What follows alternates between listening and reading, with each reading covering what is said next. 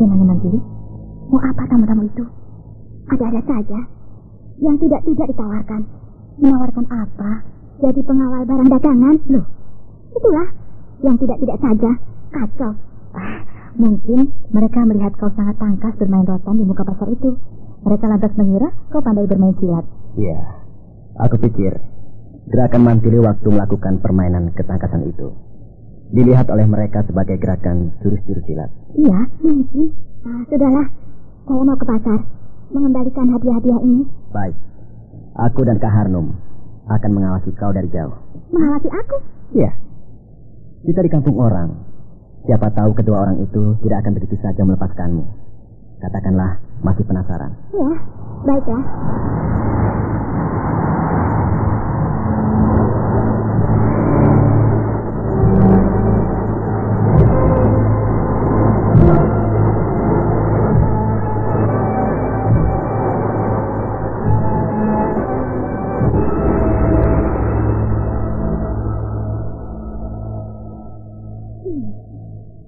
Sudah tutup dan suasana sudah sepi.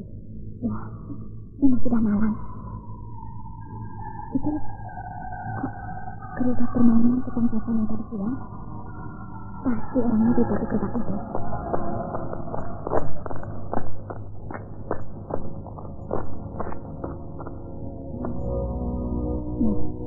Bagus. Kebetulan kau belum tidur. Kau Nona yang tadi siang merugikan aku. Merugikan kamu? Iya. Coba, 10 buah hadiah diborong oleh kamu. Jelas aku rugi, ya kan? Untung kau tidak terus main, bisa bangkrut aku. Ini, aku kembalikan.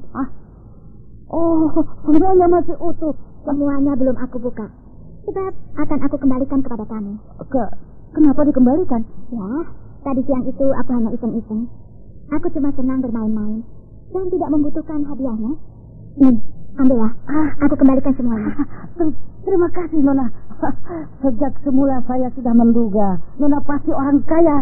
Dan benar saja, tidak butuh hadiah murahan begini. Sudah ya, aku mau pulang. Iya, Nona. Terima kasih.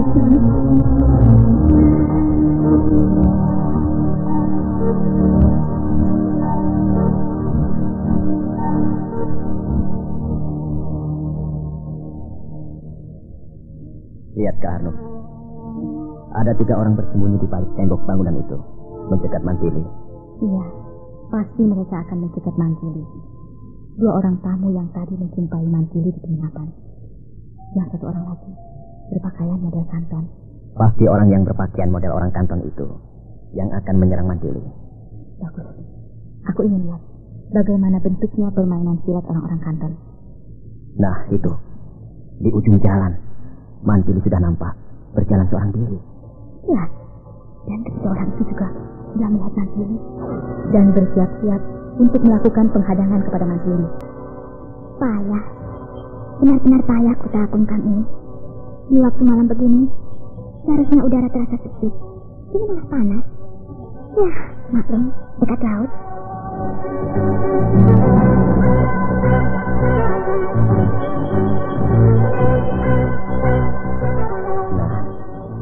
Orang yang berpakaian kanton itu sudah berdiri. Dia bukan orang kanton. Lihat, wajahnya wajah orang sini. Iya, benar. Orang itu asli orang sini.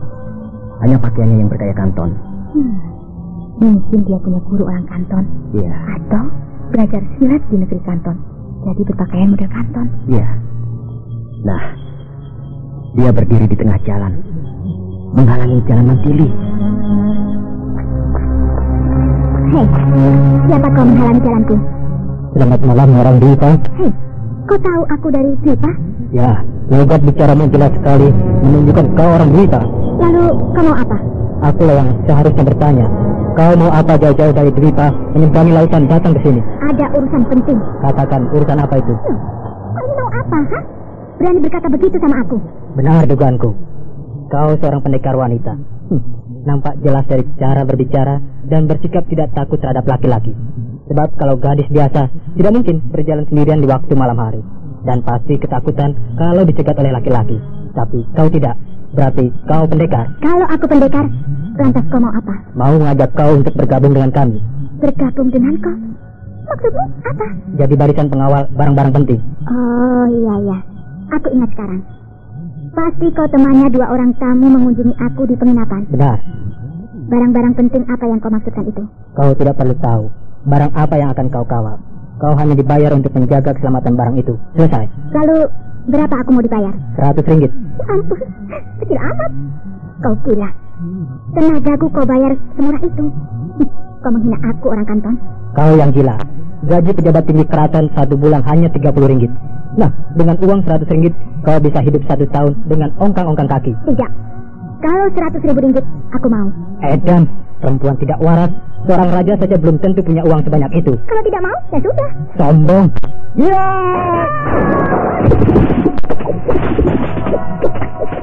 Nah, mantu orang kanton itu sudah bertarung. Aku sekali jurus-jurus orang kanton itu. Lincah, tubuhnya bergerak sangat ringan. Itulah permainan kunsal. Ya, permainan apa itu? Silat orang kanton, namanya kunsal.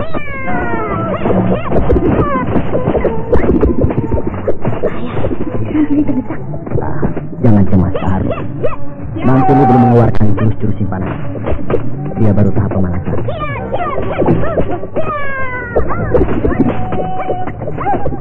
Lihat, Mantili mengeluarkan jurus-jurus simpanannya. Dan musuhnya itu mulai.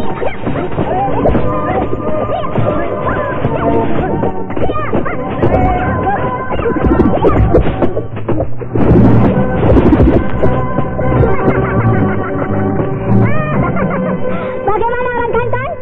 Hanya segitukah yang namanya kunsal? Kau hebat. Pertarungan tahan kosong kau menang. Ayo, diberikan paket senjata. Silakan. Ya! Apa itu? Rantai pendek, di kedua ujungnya ada pandulan. 2 potong kayu pendek. Genggaman tangan. Di negeri ini senjata model begini tidak ada. Inilah senjata Chun Nanchu. Ya, ayo kita bertarung lagi. Keluarkan senjatamu. Untuk melawan senjata yang bentuknya kaca seperti itu, tidak perlu pakai senjata. Aku tangan kosong saja. Sombong. Ya! Bagus. Senang sekali aku melihat permainan Sunancu itu. Seperti main sabit-sabitan. Anak-anak kecil nyambit buah kedondong. Pecah kepalamu. Senjata aneh itu ganas sekali. Menyambar-nyambar dahsyat sekali. Kedua tangannya memegang senjata aneh itu. Mantili ditumpul dengan gencar. Kalau kena bahaya, bisa patah tulang dan kepala bisa remuk. Mantili kebingungan. Dia tidak tahu bagaimana caranya melawan senjata aneh seperti itu. Ya, kelihatannya serangan senjata model begitu. Arahnya ke depan dan ke samping, juga ke belakang. Tapi aku belum tahu apakah bisa mengarah ke atas. Benar, seharusnya Mantili mencoba bertarung main di atas.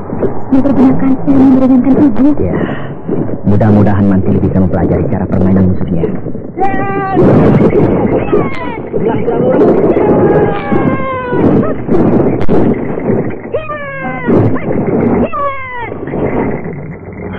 Bagus, Mantili sudah menemukan cara untuk melumpuhkan permainan Sunancu. Benar kataku. Lihat, Mantili sekarang melakukan pertarungan di atas. Tubuh Mantili berkelebat-kelebat di atas kepala musuhnya, menyambar-nyambar seperti burung walet. Dan tepat dugaanku, permainan Sunancu itu tidak dipersiapkan untuk permainan atas.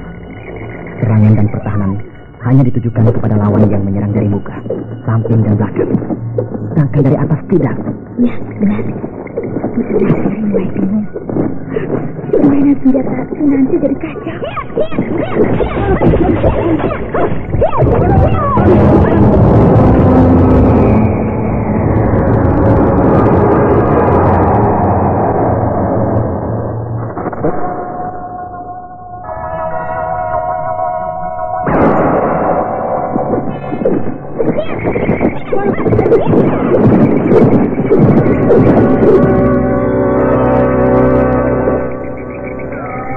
Mantili mulai bingung. Permainan senjata Sunancu jadi kacau.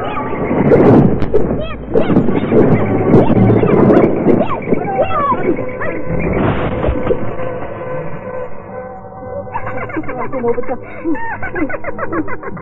Bagaimana? Diteruskan? Aku kalah. Kau hebat.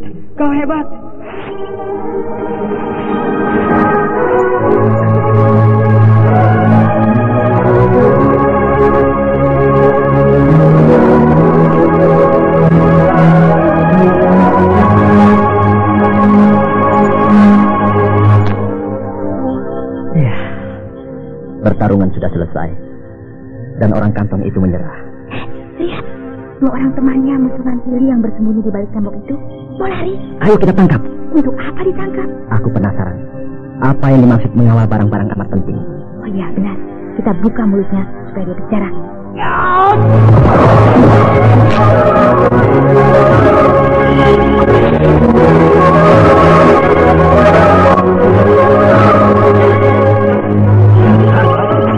Kalian mau lari kemana, ha? Siapa kau? Aku temannya Mantili. Aku. Diam. Ayo ikut.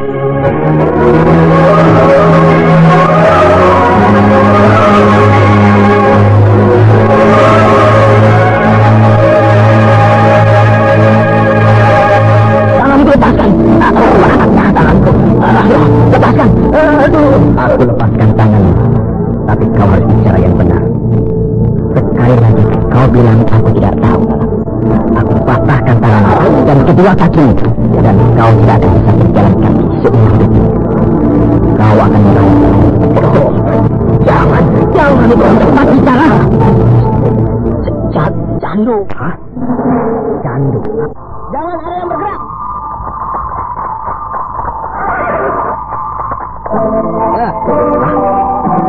Tempat ini sudah dikepung oleh para tentara.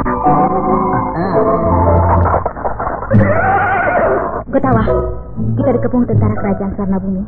Jangan melawan. Mantili, diam! Jangan melawan! Kalian semuanya ditangkap sebab telah membuat kekacauan. Tengah malam bikin ribut, mengganggu ketenangan penduduk. Masukkan! Bawa semuanya ke keraton.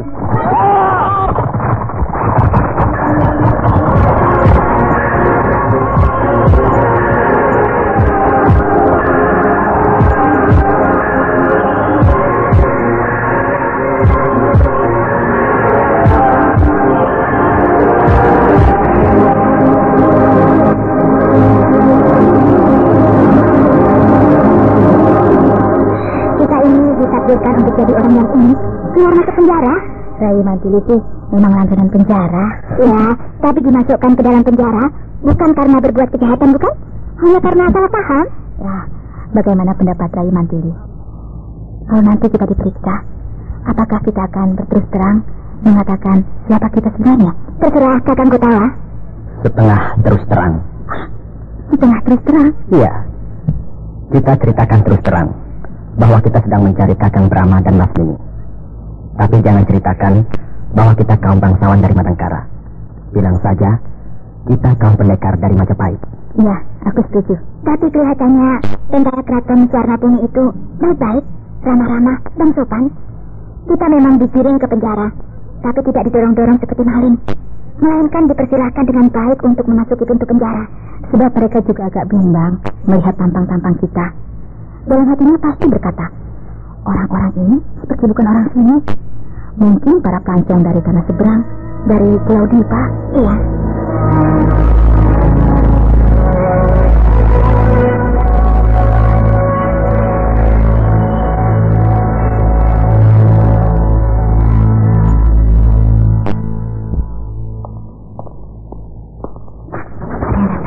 Kepala pasukan yang tadi malam menangkap kita. Benar.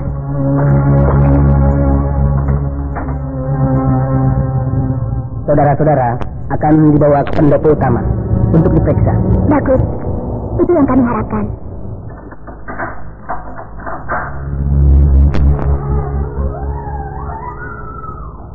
Nah, silakan semuanya keluar dan ikut dengan saya. Baik. Ya, bagus.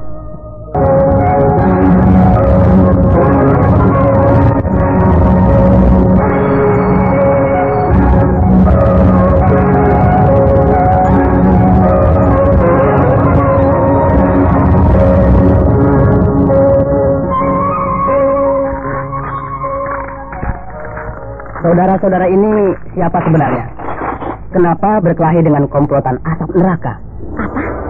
Komplotan asap neraka? Yang berkelahi dengan saudara adalah 3 orang gembong penyelundup yang menamakan dirinya komplotan asap neraka. Bukan main. Namanya serem banget. Mungkin mengambil nama dari asap candu. Iya, benar. Candu itu seperti madat. Iya, betul. Candu dan madat sama. Caranya dibakar, lalu asapnya dihisap. Persis seperti merokok. Dan akibatnya, orang akan ketagihan sehingga merusak tubuh dan otak. Iya, candu memang merusak. Orang yang ketagihan candu sama saja ibarat sedang bunuh diri secara pelan-pelan. Mengerikan. Lalu yang berkelahi dengan saya, siapa namanya? Jubai. Jubai. Jubai. Iya. Namanya aneh. Orang mana dia? Dia orang Parsi. Dari negeri Parsi? Benar. Jauh benar. Dari negeri Parsi sampai ke sini. Di negerinya, dia dikejar-kejar tentara kerajaan Parsi. Sebab dia seorang penjahat besar. Melarikan diri sampai ke sini, lalu bergabung dengan komplotan asap neraka. Saya pikir dia orang kanton. Sebab pakaiannya model kanton. Dia berguru pada seorang guru kuntau di kanton. Itulah sebabnya dia selalu berpakaian orang kanton. Nah, sekali lagi saya bertanya, mengapa saudara-saudara berkelahi dengan mereka? Apakah saudara-saudara juga sebuah komplotan? Sebab antar komplotan penyelundup sering baku hantam. Biasa, rebutan mangsa. Saudara kepala pasukan ini ngawur. Masa tampang kami ini seperti ini? Dikatakan komplotan penyelundup? Mantili, diam saja. Iya. Begini saudara kepala pasukan, kami adalah dari Pulau Dwipa. Dugaan saya tepat. Sebab kelihatan dari logat bahasanya, cara bicara saudara-saudara, ya saudara-saudara ini seperti orang-orang Majapahit rupanya. Memang benar, kami dari Majapahit. Oh, benarkah? Lalu dengan maksud apa datang kemari? Mencari saudara kami, yaitu Brahma Kumbara. Brahma. Rasanya pernah mendengar nama itu. Benarkah? Benarkah Anda pernah mendengar nama Brahma? Kalau tidak salah, Tauke Sendarin bercerita tentang seorang pemuda dari Pulau Dwipa yang bernama Brahma. Di mana? Di mana sekarang Tauke Sendarin itu? Kak Harnum, sabar Kak. Iya. Baiklah. Ya, meskipun saya percaya saudara-saudara bukan orang jahat dan juga tidak bermaksud jelek terhadap kerajaan kami, tapi kami tidak akan membebaskan saudara begitu saja sebelum terbukti dengan jelas. Iya. Jadi untuk itu saya akan memanggil Tauke Sendarin ke sini. Iya, baik.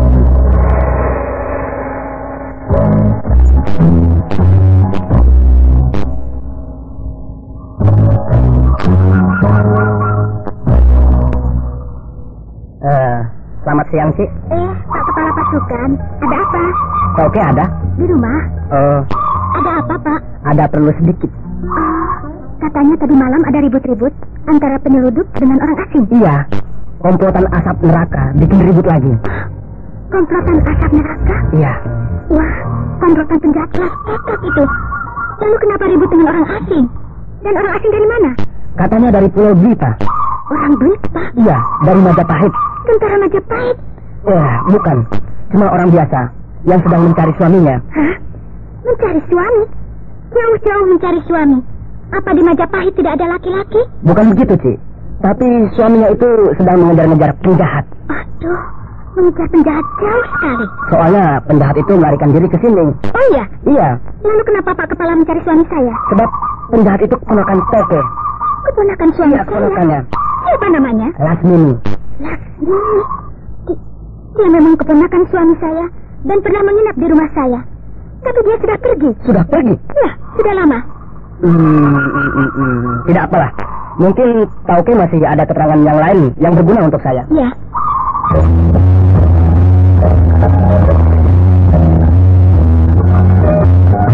Wah, ada apa ini? Pak Kepala Pasukan. Begini. Tadi malam saya menangkap 3 orang gembong komplotan penyelundup. Saya juga dengar begitu. Katanya ada ribut-ribut di dekat pasar. Komplotan penyelundup itu sedang berkelahi dengan 3 orang asing dari Dwipa. Iya. Orang Majapahit dia. Iya. Ketiga orang dari Majapahit itu sedang mencari Brahma. Apa? Brahma? Betul, Tauke. Tauke Sendarin yang kenal dengan Brahma dan Lasmini tentu dapat membuktikan apakah benar ketiga orang asing itu yang satu orang istrinya Brahma. Istrinya Brahma? Iya. Tauke 3 orang asing itu 1 laki-laki dan 2 perempuan. Nah, yang perempuan 1 mengaku istrinya Brahma, Toke. Mengapa begini? Bingung ya? Jadi ruwet. Iya, maksud Toke bagaimana? Begini Pak Ketua. Brahma bercerita bahwa istri dan 2 orang saudara, saudara-saudaranya, diculik oleh Lasmini. Iya, lalu? Dan dibawa ke sini. Tapi ternyata sudah dibebaskan oleh Lasmini. Oh. Lalu, di mana dia dibebaskannya? Ya, apa di Majapahit? Atau dia jadi bingung aku? Bingung ya? Daripada bingung lebih baik Toke sendiri yang menghadapi ketiga orang asing itu. Bagaimana? Iya. Baiklah. Ayo, mari ikut. Ya.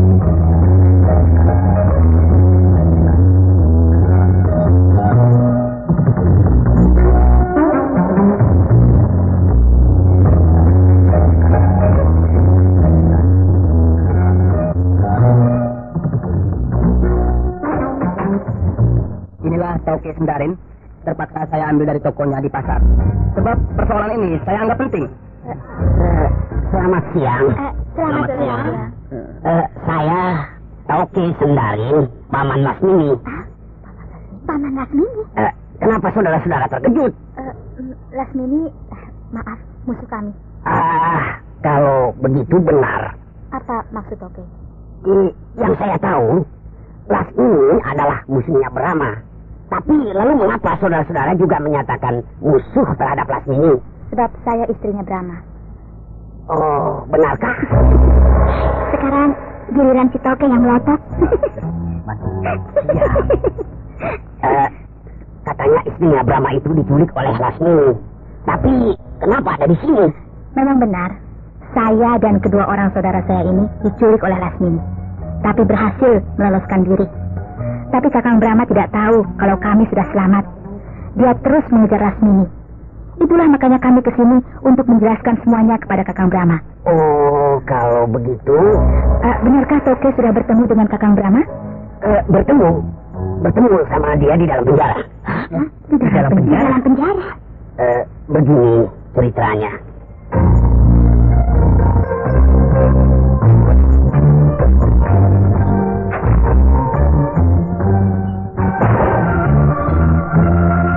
Lasmini. Apa kabar? Baik-baik saja. Ada apa jauh-jauh datang ke sini? Saya dikejar-kejar musuh. Dikejar musuh? Siapa? Seorang tokoh penjahat. Namanya Brahma. Kenapa kau sampai bentrok dengan dia? Dia mencintai saya, Paman. Dia melamar saya, tapi saya tolak. Sebab saya akan bertunangan dengan Tumenggung Bayan. Tapi dia tetap ingin kawin dengan saya. Lalu tunangan saya dibunuh dan saya dikejar-kejar. Oh... Saya akan bersembunyi di sini untuk beberapa waktu, Paman. Iya, boleh. Begitu ceritanya, saudara-saudara. Dan itu fitnah. Tidak benar. Yang benar adalah Tumenggung Bayan dibunuh oleh Kakang Brahma sebab Tumenggung Bayan membunuh utusan dari kerajaan Madangkara. Lasmini mau balas dendam, lalu bertarung dengan Kakang Brahma. Tapi dia kalah. Karena tidak sanggup mengalahkan Kakang Brahma, saya yang jadi sasaran. Bahkan bukan hanya saya. Kedua saudara saya ini juga jadi sasaran Lasmini. Dan kami bertiga diculik. Begitu yang benar. Brahma juga bercerita begitu. Lalu sekarang Lasmini kemana?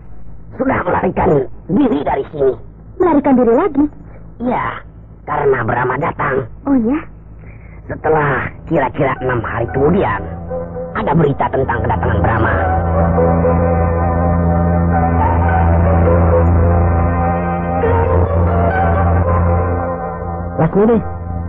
Lasmini.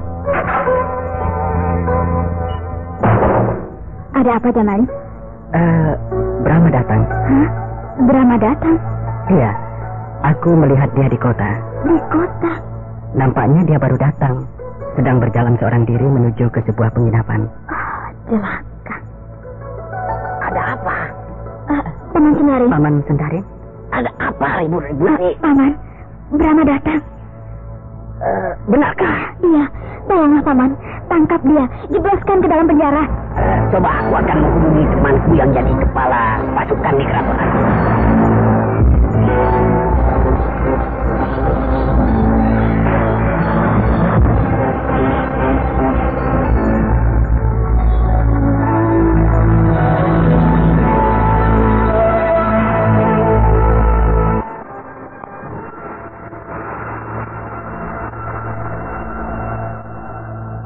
Begitulah atas permintaan Lasmini, saya menghubungi seseorang kenalan saya yang menjadi kepala pasukan di keraton. Lasmini Sinting, dia benar-benar ingin mencelakakan Kakang Brahma. Saya yang mempercayai cerita Lasmini, tentu saja saya akan menolong keponakan saya itu. Benarkah? Begitu bukan? Iya, Tauke tidak salah. Sebab belum tahu perkara yang sebenarnya. Lalu Brahma ditangkap dan dimasukkan ke dalam penjara. Kasihan. Tapi terus terang, saya terkejut dan menjadi bimbang oleh cerita Lasmini tentang Brahma. Bimbang kenapa? Tadinya saya bayangkan bahwa Brahma itu seorang laki-laki yang tinggi besar dan kasar. Wataknya garang, sesuai dengan sifat yang jahat dan suka merebut istri orang. Tapi setelah melihat orangnya, saya benar-benar tidak habis pikir. Orangnya ternyata halus dan lembut tutur katanya. Sopan sekali. Sikapnya ramah tamah. Tidak ada kesan sama sekali kalau dia orang tokoh yang jahat. Lalu? Kemudian timbul keinginan saya untuk mengetahui duduk perkaranya yang jelas. Maka saya memeriksanya.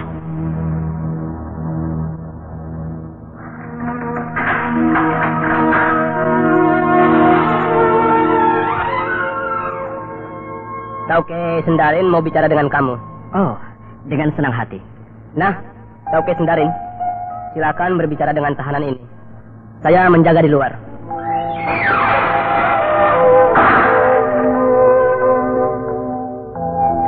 Kenalkan, nama saya Sendarin. Brahma. Oh, ini yang bernama Tauke Sendarin, Paman Lasmini? Iya, benar. Ada maksud apa Tauke mengunjungi saya di dalam penjara ini? Saya ingin bertanya beberapa hal kepada saudara. Silakan.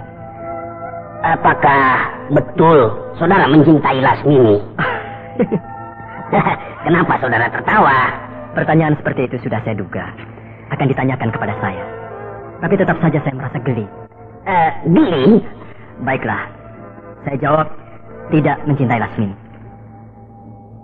Apa? Tidak? Ya, tidak. Kalau tidak mencintai Lasmini, kenapa saudara memaksa Lasmini agar mau kawin dengan saudara? Bahkan saudara mengejar-ngejarnya. Lebih dari itu, mau memperkosa Lasmini. Tauke percaya? Ya, saya datang ke sini karena saya ingin mengetahui duduk perkara yang sebenarnya. Tauke Sendarin, dengar. Semua itu fitnah. Apa? Fitnah? Saya mengejar-ngejar Lasmini bukan karena saya mencintai dia dan ingin kawin dengan dia. Sama sekali bukan itu perkaranya. Lalu apa? Dia menculik istri saya. Hah? Menculik istri saudara? Ya. Apa alasannya? Karena dia tidak berhasil mengalahkan saya. Apakah saudara berkelahi dengan Lasmini? Ya. Perkara apa? Karena saya telah membunuh tunangannya. Ya, Lasmini juga bilang begitu. Kerajaan Majapahit pecah menjadi dua. Majapahit Barat dan Majapahit Timur. Kedua-duanya minta dukungan dari kerajaan-kerajaan yang berada di wilayah Kulon. Termasuk kerajaan saya Madangkara. Raja saya, Prabu Maharaja Madangkara, mengirimkan utusan ke Majapahit Barat, yaitu Temunggung Wiguna. Tapi dicegat oleh Temunggung Bayan dan dibunuh. Kemudian saya ditugaskan untuk menangkap Temunggung Bayan dan menghukum mati dia. Saya berhasil. Temunggung Bayan mati oleh saya. Ternyata dia adalah tunangan Lasmini. Nah, tentu saja Lasmini dendam kepada saya. Oh, jadi begitu ceritanya. Sekarang saya minta pertemukan saya dengan Lasmini di dalam sidang pengadilan. Akan saya beberkan semua perkara ini. Baiklah, saya akan memenuhi permintaan saudara.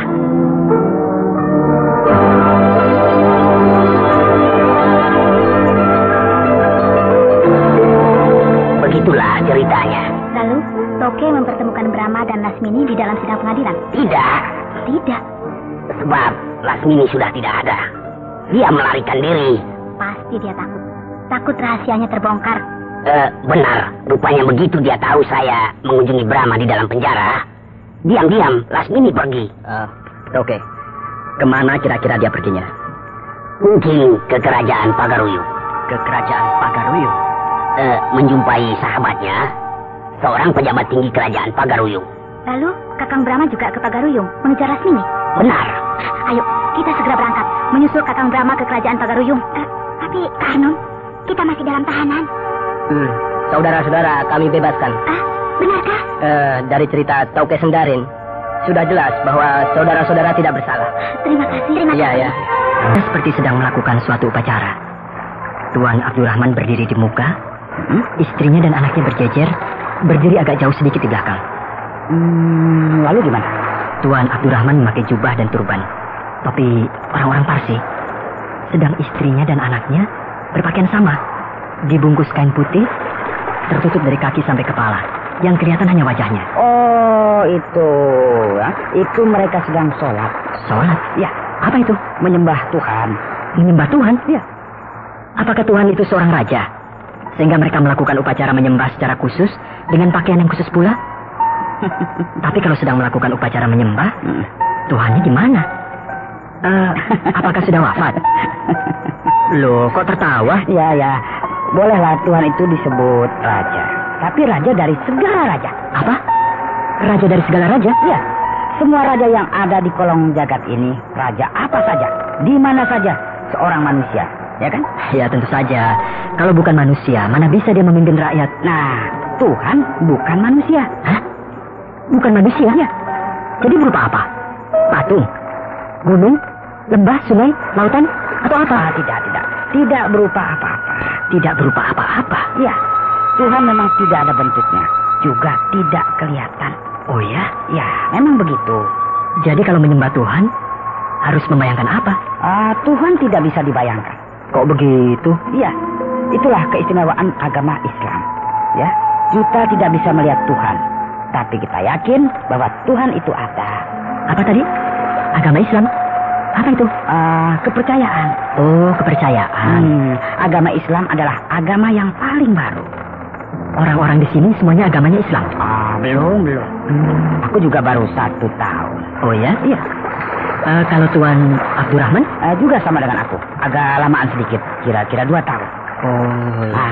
Begini, Bang. Setelah masuk Islam, namanya diganti. Tadinya bernama Tauke Sanyali Kunda. Lalu diganti jadi Abdurrahman. Juga istrinya asalnya bernama Rasdasati. Lalu diganti jadi Laila. Juga anaknya asalnya bernama Ginyarat Sindi, diganti jadi Fatimah. Begitulah. Apakah kalau sudah masuk Islam harus ganti nama? Tidak, sebab tidak ada paksaan untuk ganti nama. Iya. Tapi rata-rata ya begitu untuk lebih meresap. Iya, nama memang banyak membuat pengaruh pada diri seseorang. Benar itu. Seperti Tuanku Parameswara, bekas penguasa Palembang. Setelah dia masuk Islam, namanya diganti jadi Megat Iskandar Shah. Wah, itu jadi maju. Nasibnya sangat beruntung. Dia sekarang jadi raja kerajaan Malaka. Wah, hebat. Lalu kau sendiri? Dari dulu namamu Salim? Bukan. Dulu namaku Laponding. Ya, setelah aku masuk Islam, aku ganti nama jadi Salim. Cocok dengan pekerjaanmu, juru masak. Kau juga masuk Islam saja, ya? Gimana? Aku mau saja. Tapi tentu saja aku harus tahu dulu ajarannya seperti apa. Ya. Kalau aku sudah yakin, baru aku mau masuk Islam. Ya, memang harus begitu. Pasrah dan yakin, ya. Jadi tidak terpaksa. Iya, benar. Gimana? Tapi sebaiknya kau jangan terlalu dekat dengan Encik Fatimah, putrinya Tauke Abdurrahman. Tidak elok, Brahma. Saya serba salah, Pak Salim. Dia terus yang selalu mendekati saya. Kalau saya tidak mau, nanti dia tersinggung. Kalau saya meladeninya berbincang-bincang, katanya saya berminat kepadanya. Ya, aku juga tidak bisa menyalahkan kau. Lagi pula, aku yakin Encik Fatimah suka sama kau. Tidak bisa begitu, Pak Salim. Alah, apalah, barangkali rezekimu sangat bagus kawin sama Encik Fatimah. Anak saudagar kaya raya. Hidupmu akan senang, anak muda. Saya tidak mencintai Fatimah. Alah, cinta belakangan saja. Kawinlah yang penting. Tidak bisa, Pak Salim. Kenapa? Saya sudah beristri. Bicara kau macam apa pula kau ini, ya? Betul, Pak. Saya sudah kawin. Istri saya 2. Ku tampar mulut kau nanti. Saya berkata sebenarnya, Pak. Kau tidak waras barangkali. Masih muda, istrinya 2. Ya, begitulah.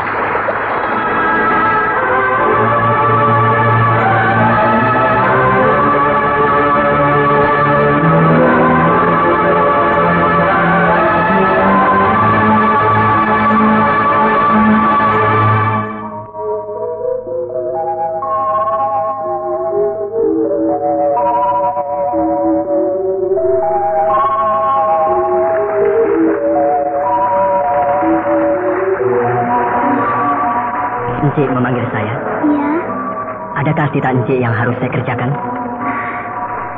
Benarkah kau sudah beristri? Encik pasti tahu dari pasar ini. Ya, dia yang cerita padaku. Betulkah itu? Betul, Encik. Kau jangan mempermainkan aku, Brahma. Loh, mempermainkan? Tidak baik berkata bohong. Dosa. Sesungguhnya lah, Encik. Saya sudah punya istri. Istri saya 2. Jangan mengarang cerita. Masih belajar, belum bekerja. Masa istrinya 2? Kebetulan di kampung, saya punya warisan sawah. Ya, cukuplah untuk makan sehari-hari. Kau berkata benar, Brahma? Benar, Encik. Tapi, kenapa kau suka kepadaku? Maksud, Encik? Suka kepadaku? Oh, tentu saja. Sebab Encik anak majikan saya. Bukan itu. Lalu? Kau cinta padaku? Kenapa harus bicara cinta? Kau cinta padaku? Saya sudah punya istri, Encik. Kau kejam. Kenapa tidak berkata dari dulu? Saya kira tidak perlu, bukan? Perlu.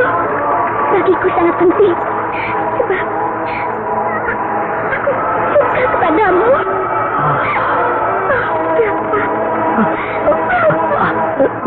Lepaskan, Cik. Jangan memeluk saya. Aku cinta. Nanti dilihat orang. Tidak elok, Cik. Brahma? Tuan. Ayah. Tuan Abdurrahman.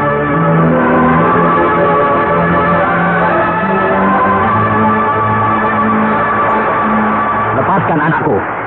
Iya, Tuan. Fatimah, masuk ke kamarmu. Ya, Ayah. Brahma, kau kurang ajar. Dikasih hati menginjak kepala. Berani mengganggu anakku. Bukan saya yang melakukannya, Tuan. Tapi putri Tuan sendiri, Encik Fatimah yang memeluk saya. Bohong. Aku melihat kau yang memeluk Fatimah. Apakah Tuan nahkoda mengintip kami? Aku tidak mengintip. Kebetulan aku sedang lewat. Melihat kau merayu Fatimah, lalu memeluknya. Itu tidak benar. Kau mau mungkir? Sebentar, Nakoda. Jangan marah-marah dulu. Biar aku yang bicara. Sebab aku adalah ayahnya Fatimah. Baik, Tuan Abdurrahman. Tapi orang asing itu memang moralnya busuk. Dia harus dihajar. Nanti aku sendiri yang akan menghajarnya. Ya, Tuan. Nah, Brahma, aku suka kepadamu. Sebab kau anak yang rajin dan baik. Tapi perbuatanmu itu sungguh-sungguh melewati batas. Ya, Tuan. Nah, dengan berat hati, terpaksa aku harus menghukum kamu. Lemparkan saja ke laut, biar dimakan ikan hiu. Kita bukan bangsa yang biadab, Nakoda. Iya, Tuan. Lagi pula, dia bukan penjahat, hanya melanggar tata susila. Iya, Tuan.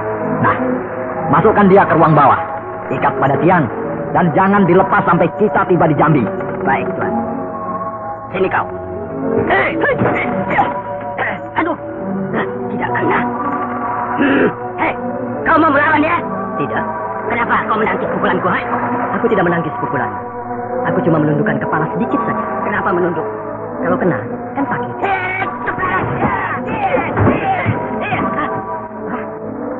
Tidak kena lagi. Keparat.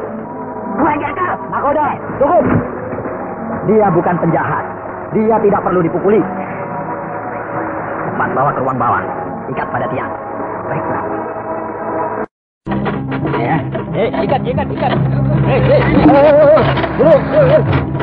Nah, orang asing. Mulai hari ini, kau di sini. Menempel erat sekali dengan tiang ini. Tidur, makan, buang air, dan sebagainya. Sambil berdiri rapat diikat pada tiang.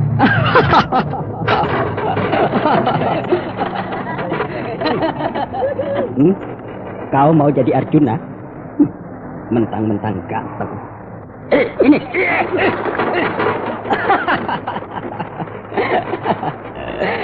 Sekarang aku pukul mulutmu. Biar gigimu rontok, supaya lebih ganteng.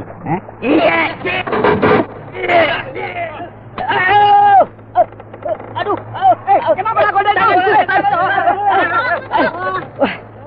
tinjuku sakit sekali. Mulutnya keras sekali. Mulutnya tidak apa-apa. Padahal aku memukul keras sekali. Tapi bibirnya kenapa tidak pecah? Hah? Juga giginya tidak apa-apa.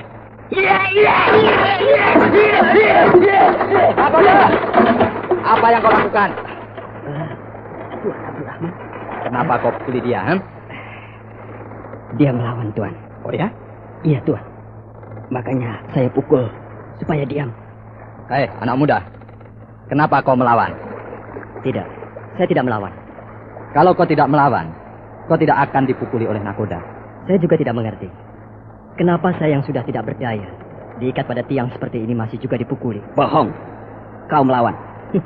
Sudah, semuanya keluar. Tinggalkan dia sendirian di sini. Maafkan saya, Bu. Saya hilang. Aku tahu. Kau suka kepada Brahma. Tapi kau seorang perempuan, Fatimah. Tidak baik kau yang mendatangi dia. Iya, Bu. Aku lihat, tiap hari kau pergi ke tempat Brahma. Kan malu oleh awak kapal. Kau anak ayah. Harus bisa menjaga nama ayah, nak. Iya, Bu. Sudahlah. Ayo, sana tidur. Iya, Bu. Susah, Angku. Anak kita yang suka kepada Brahma. Aku juga suka kepada Brahma. Tapi dia sudah beristri. Ya, itulah susahnya. Aku tidak suka anak kita dimadu. Ya, jangan. Kasihan. Lebih baik kita kawinkan dengan perjaka yang masih lajang, Angku. Nanti setelah sampai di Jambi, segera aku bebaskan dia. Iya. Bagaimana pikiranmu tentang nakoda? Dia seorang pemuda yang gagah dan tangkas. Juga masih lajang. Dia memang baik, rajin dan ulet. Juga sudah bekerja pada kita bertahun-tahun. Tapi Fatimah tidak suka kepadanya, Angku. Dia nampak sekali benci kepada Brahma. Iya. Tadi Brahma dipukuli oleh dia. Oh ya? Dihajar habis-habisan. Tapi tidak apa-apa. Tidak apa-apa. Iya. Dihajar perutnya, mukanya, mulutnya. Tapi tidak bengkak sedikit juga. Bibirnya tetap bagus dan giginya utuh. Dia tidak nampak sakit. Biasa saja, segar bugar.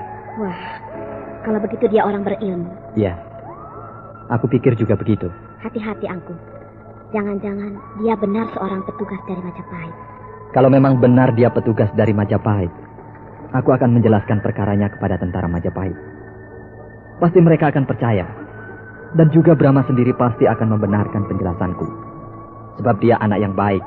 Tidak ada rasa iri dan dengki, apalagi dendam di dalam hatinya. Ya, sayang dia sudah punya istri. Kalau tidak, aku ambil sebagai menantu. Aku kawinkan dengan Fatimah. Hei, ada kapal! Nah, pengintai dari atas menara berteriak. Ada kapal katanya. Coba kau lihat ke geladak. Iya. Sedang menuju ke sini. Jangan-jangan kapal bajak laut.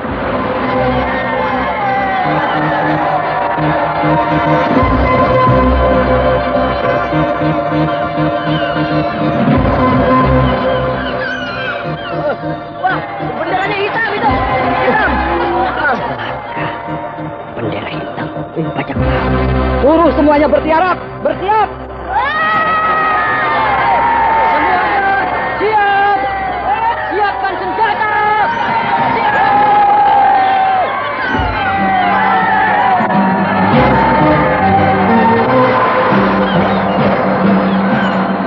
Wah, celaka. Kapal itu betul kapal bajak laut. Sebab meluncur mendekati kita. Celaka. Bajak laut Kanyari.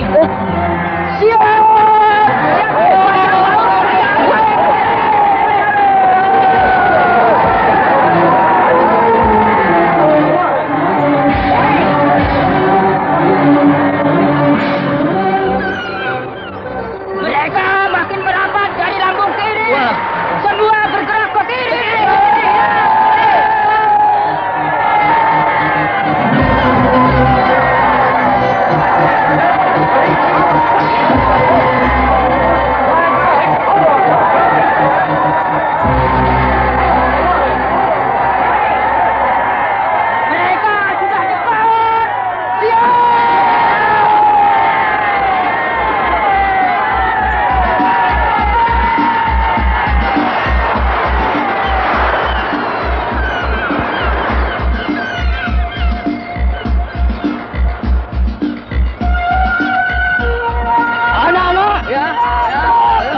Mas, kapal yang mewah itu apa namanya?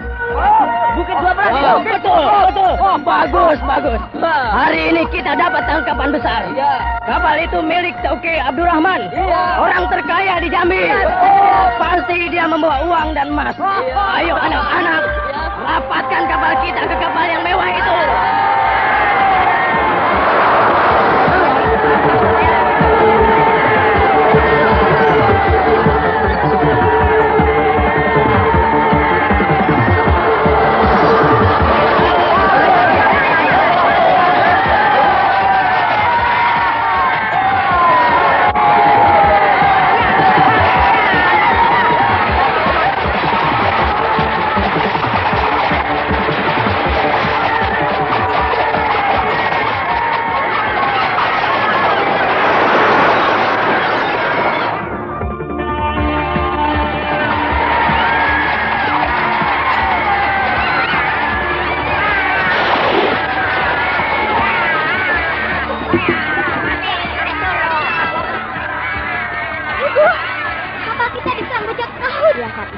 Rombongan bajak laut Kanyari.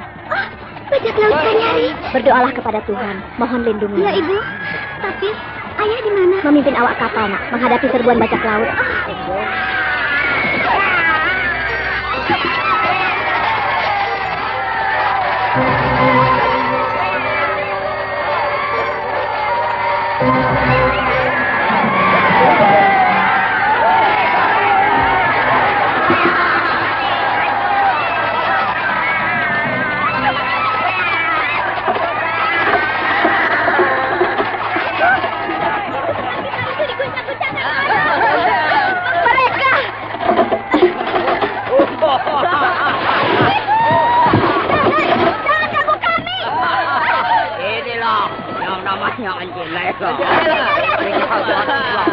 Jangan Fatimah anaknya.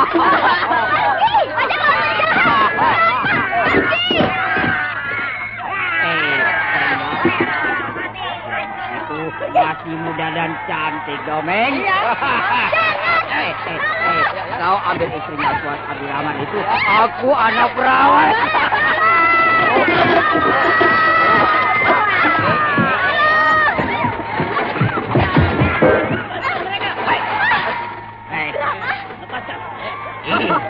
Siapa kau bocah bagus? Mana si Kanyari? Mau apa kau menanyakan pemimpin kami? Mau begini?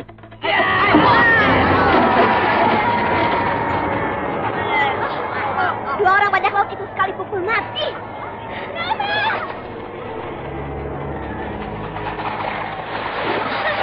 Brahma.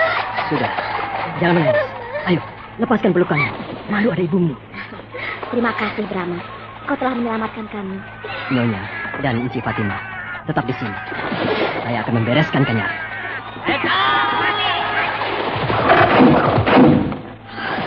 Sungguh menakjubkan. Dia bergerak amat cepat. Hanya sekejap, dia sudah hilang.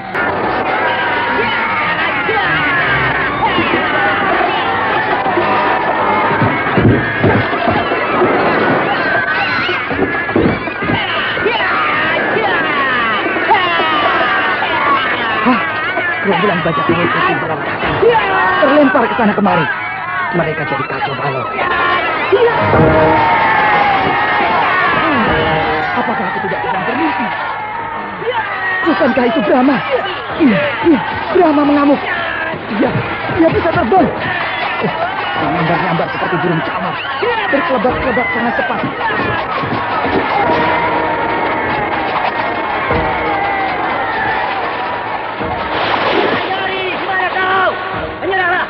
Lihat kapalmu, Haji Bayu Faisal.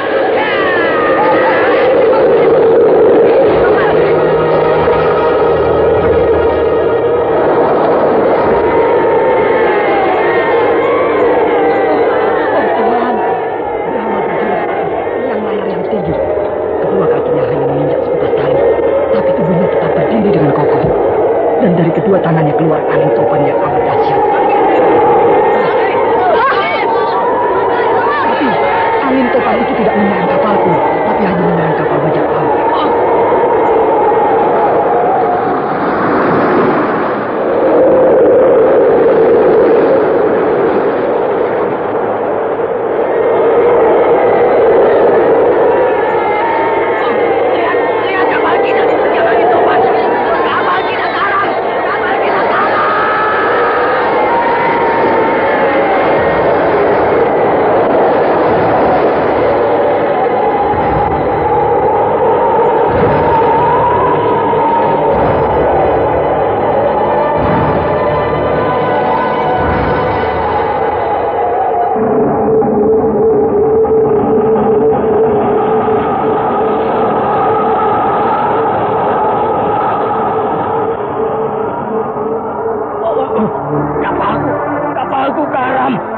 aku tenggelam di dalam laut. Kau yang bernama Kanyari? Kau siapa? Kau manusia atau dewa? Kenapa kau bisa menciptakan angin topan? Dan kenapa kapalku kau tenggelamkan? Riwayatmu sudah berakhir, Kanyari. Petualanganmu sudah selesai. Pergilah kau ke Malaka. Berbaktilah kepada rajamu, Prabu Parameswara. Dia sedang membangun Malaka untuk dijadikan sebuah kerajaan yang besar. Nah, kenapa kau masih berada di sini? Siapakah Tuan? Mengapa Tuan mengetahui segalanya tentang diriku dan rajaku? Jangan banyak tanya. Atau kau mau aku lenyapkan? Aku benamkan kau ke dasar laut? Saya mohon maaf. Saya mohon ampun, Paduka. Saya tidak tahu siapa Paduka. Tapi saya yakin Paduka seseorang yang dikirim untuk menyadarkan saya. Nah, pergilah kau ke Malaka. Bawa semua anak buahmu. Baik, Paduka. Baik. Wan Abdurrahman! Saya di sini. Saya mohon kemurahan hati Tuhan. Saya minta 10 buah tongkang untuk mengangkut Kanyari dan anak buahnya. Dengan senang hati. Turunkan tongkang.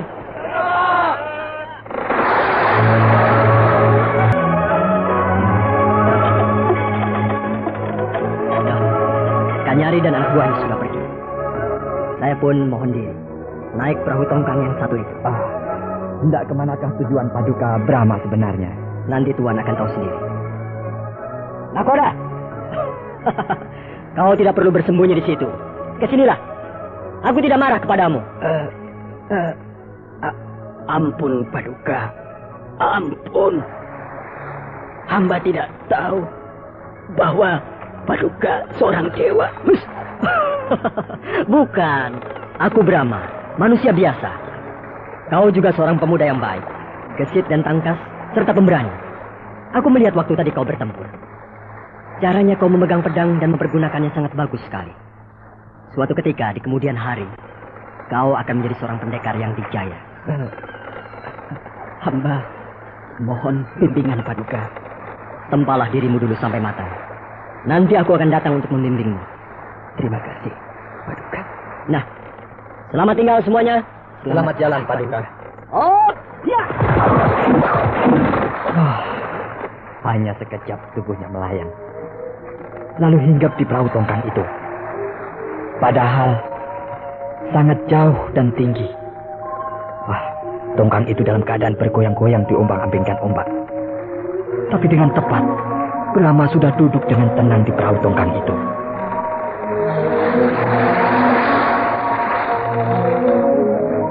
Ibu, kok sunyi? Apakah perang sudah selesai? Aku rasa begitu. Perang sudah selesai. Ayo kita naik ke geladak, Bu. Jangan, anakku. Siapa tahu gerombolan bajak laut itu masih berkeliaran. Tunggu ayahmu sendiri yang datang ke sini. Baru kita yakin keadaan sudah aman. Brahma? Brahma bagaimana? Tadi dia mau menyerang gerombolan bajak laut. Terjun ke dalam peperangan, Bu. Saya naik ke geladak. Fatimah, tunggu. Keadaan berantakan. Tapi perang sudah tidak ada. Nah, itu ayah. Ayah! Fatimah! Ayah selamat. Ya, Ayah. kita semua selamat. Berkat pertolongan Brahma. Brahma? Mana dia, ayah? Sudah pergi. Pergi? Iya. Naik perahu tongkang itu. Di sana itu. Brahma! Fatimah, jangan. Awas kau jatuh ke laut. Brahma! Jangan pergi! Selamat tinggal! Jaga dirimu baik-baik. Berbaktilah kepada ayah dan ibumu. Selamat tinggal! Brahma! Brahma! Jangan pergi! Brahma! Ambruk, tergeletak. Dia pingsan, Angku. Cepat bawa ke kamar. Gotong, ayo Gotong. Ayo gotong cepat, angkat. Ayo.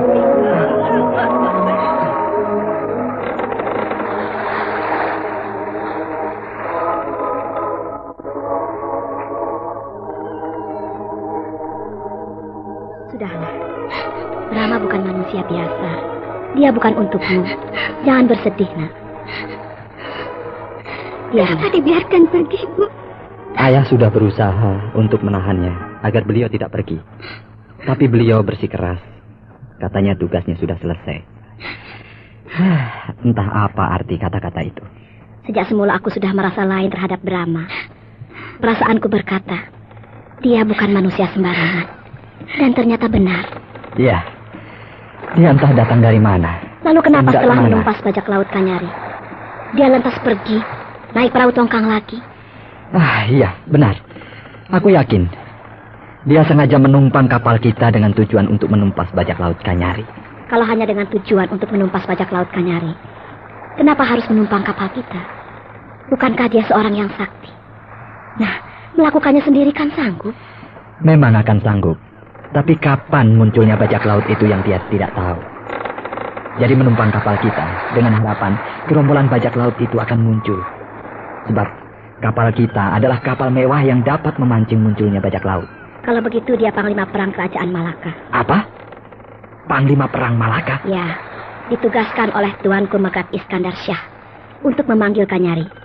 Sebab Kanyari bekas tangan kanan Tuanku Megat Iskandar Syah yang belum sadar dari pekerjaan jahatnya. Tapi caranya kok begitu? Tidak terang-terangan. Kepada Kanyari juga tidak bicara siapa dirinya. Dan juga pulangnya ke Malaka tidak sama-sama dengan Kanyari. Mungkin saja dia akan menyusul Kanyari. Dan kemudian mereka berunding. Ya, bisa juga begitu. Kalau dugaanku itu benar, betapa hebatnya kerajaan Malaka memiliki seorang panglima yang masih muda dan gagah perkasa.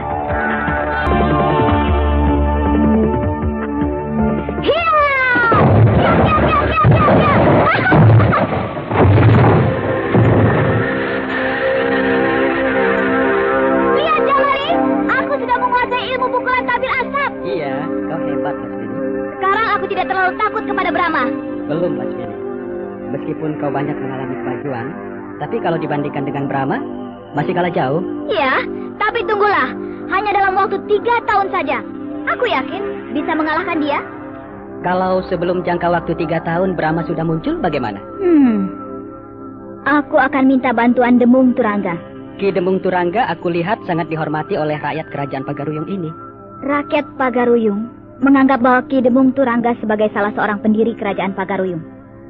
Sebab beliau sahabat karib tuanku Aditya Warman. Aku malah jadi kiku. Kenapa?